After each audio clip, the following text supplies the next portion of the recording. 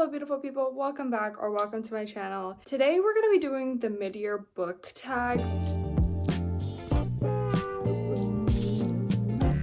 which I'm sure you guys have seen a ton of these videos already. I haven't been doing wrap-ups for each month as of this far into the year. When I sit down to film wrap-up videos, they always feel messy, I guess. I don't really know how to explain it, but every time I've tried to film a wrap-up video, it just doesn't really go well. So hopefully the second half of the year I can get that going. Though a lot of the people on BookTube have made variations of this book tag, the original one I think was made by Earl Grey Books back in 2016.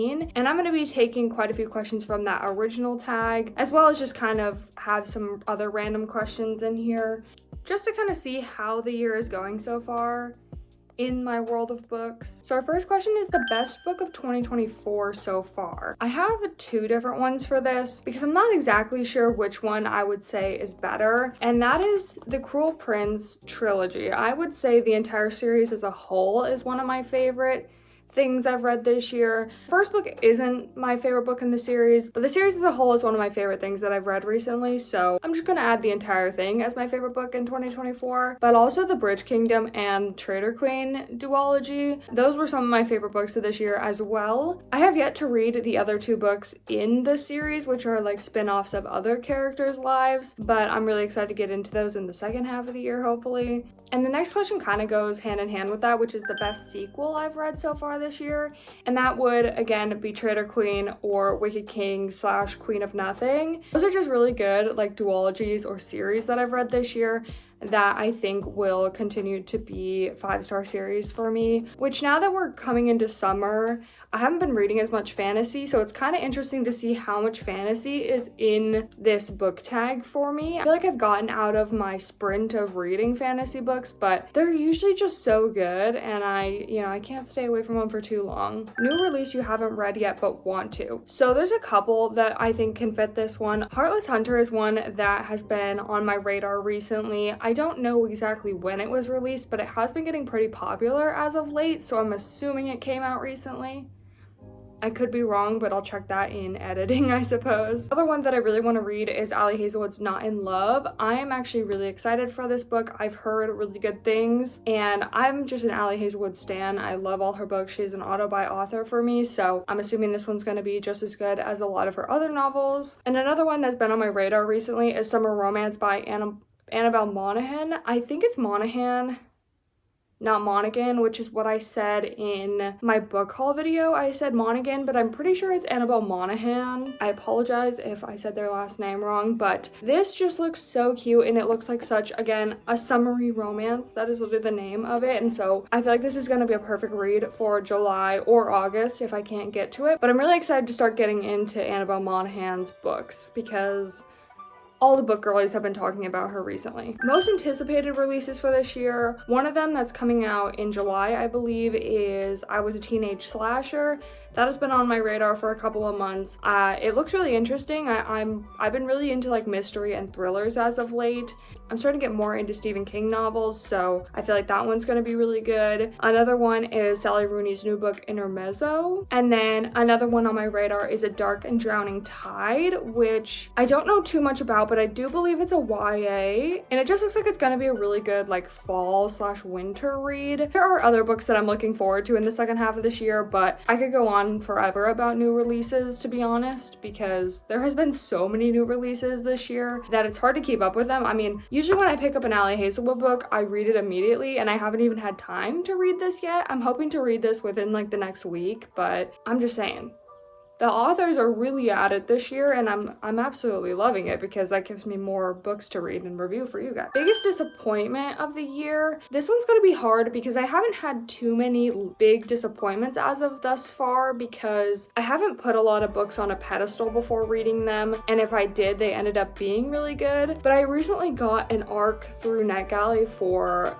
Moon Tier, which it's a fantasy novel, and it's supposed to be a trilogy. It is the first one in the trilogy. It just came out on July 1st. It's only a 340-page book, and if you want to give it a try, go for it, and I don't want to speak poorly on this author. I did really appreciate getting an ebook arc on it, and I really wanted it to be better than it was. I had high hopes because of the description of the book, and I could go into such a rant about this book. Moon Tear just had really good potential, and it ended up falling flat, which just kind of sucks. A lot of the pieces of the world building and the magical aspects were really confusing, and so it made it difficult for me to fully enjoy the book, but I would give the author another chance, and I would possibly read the second and the third book in the trilogy once they come out to get more answers about the story, because the major plot points in the book were really intriguing and they made for a good story. It was just a lot of the explanations and the world building and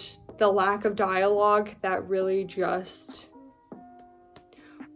didn't do it for me. But again, I don't like to share about books too much that I didn't really enjoy, because that's just not good for anybody. I don't enjoy, authors that wrote the books don't enjoy it. One of the biggest surprises for me this year was Jenna Levine's My Roommate is a Vampire. I'm really excited for their new book coming out, which I think is also a vampire romance, which I did read. If you want to hear more about my thoughts on My Roommate is a Vampire, I read it in the Reading Romance Books for a Week video back in February. It surprised me because I feel like writing about humans being with creatures such as werewolves, vampires, that kind of thing, witches, can be really difficult to do it in a way that's not, for lack of a better word, cringy, I guess. I ended up really enjoying the book, and I thought it was really cute. There was points that felt a little like, what are they doing right now? Like, kind of that cheese factor, you know. There were some parts that were cheesy for sure, but I did really enjoy it, and I can't wait to read more of Jenna Levine's work. Though I feel like it'd probably be better for me to keep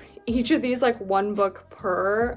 I have another one that was a big surprise to me, which is In a Dark, Dark Wood by Ruth Ware. I read this as a buddy read with somebody on my Bookstagram, and if you want to follow my Bookstagram, all of my socials are down in the description on all my videos. I try to post on there as constantly as I can, and I do keep it updated with like what books I'm currently reading and all that stuff, and chat with the community on there. But this book surprised me because I've had this book on my shelf for probably years at this point, and while there were pieces of it that I could guess in the mystery, and there were parts that I was like, oh, this character is like not my favorite. The main character, Leonora, isn't the most like favorite character of mine. She definitely had parts where it's like, I really don't know if I like this main character, but the book overall was really well written, and I really enjoyed the writing style of Ruth Ware, so it was a pretty big surprise to me since I've had it sitting on my bookshelf for so long. Favorite new authors. This can be a debut or a new author just to me. Holly Black is not necessarily a new author to me because I've known about them for a very long time because they've been popular on Book Talk for years now.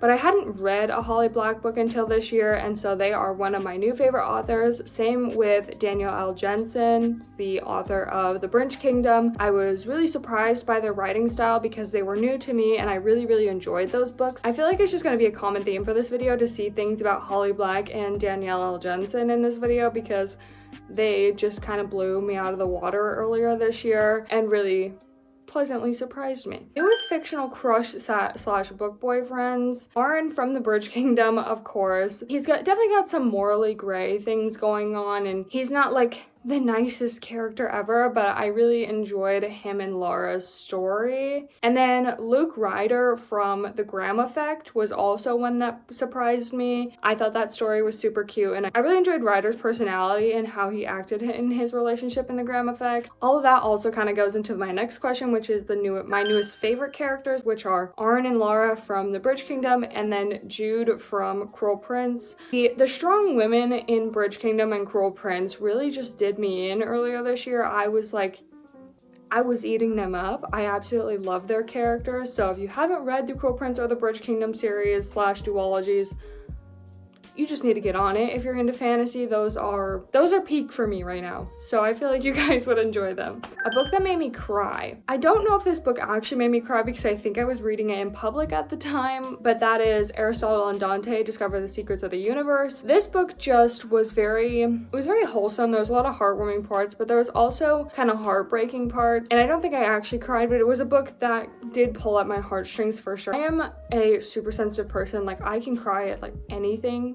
Not that I do, because you won't catch me lacking. I'm not going to cry in front of people, but I am very sensitive. So it was kind of hard to pick a book for this one because I couldn't remember what books made me feel that way, because I watch so many shows that make me feel that way, where I like cry tears of joy or cry tears of sadness, whatever it is. This year so far, I haven't had too many books that really did that to me, but I'm hoping the second half of this year has some tears, okay? That may seem like a crazy thing to say, but sometimes it's good to cry to a book. Most beautiful books that I've bought this year, one of them is this cover of Babel that I got while I was in France. This cover is just so gorgeous. I've never seen this cover before, except for when I was shopping in Europe. Like, it's just so pretty. I love that it's reflective. Okay. When I see something shiny, you know, I have to pick it up. And then another one is Song of Silver Flame Like Night. This book is just give it a little moment. The colors remind me of Rainbow Fish, and that just gives me some really heavy nostalgia, and I absolutely adore it. What books do I need to read by the end of the year? This question is difficult because there are so many books that I want to read before the year ends. One of them being Aristotle and Dante Dive into the Waters of the World, which is the second book in Aristotle and Dante Discover the Secrets of the Universe.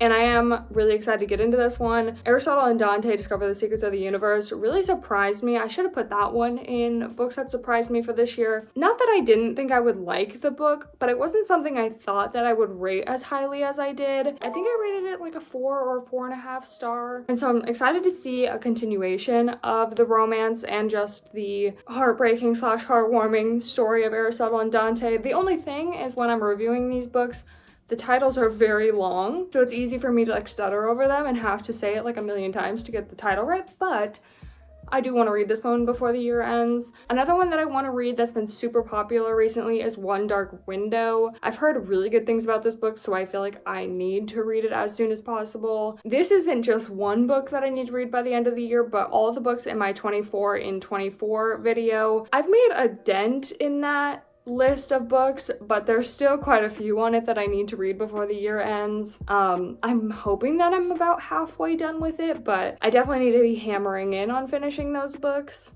And another one I want to read before the year ends, and actually I want to read it this month, is Just for the Summer by Abby Jimenez. This has got so many high reviews, and I've been recommended it by friends multiple times, and I'm really excited to read this one because I recently just read an Abby Jimenez book. It was a novella, but it still counts, and it made me really want to get into more of their writing, because their writing to me is very fast-paced, and I love it. 5-star predictions for the last half of the year. Just for the Summer, again, I feel like this could be a 5-star read because of how highly it's been rated. One thing is, with romances that get popular on like BookTube and Instagram, they can either be really, really good and I can fall in love with the characters, or they could just fall flat, and I'm really hoping this one is in the former category because, again, it's been so highly rated. I really want to become an Abby Jimenez stan, so this is one of my 5-star predictions. This one could be the one that brings tears, and that is If He Had Been With Me.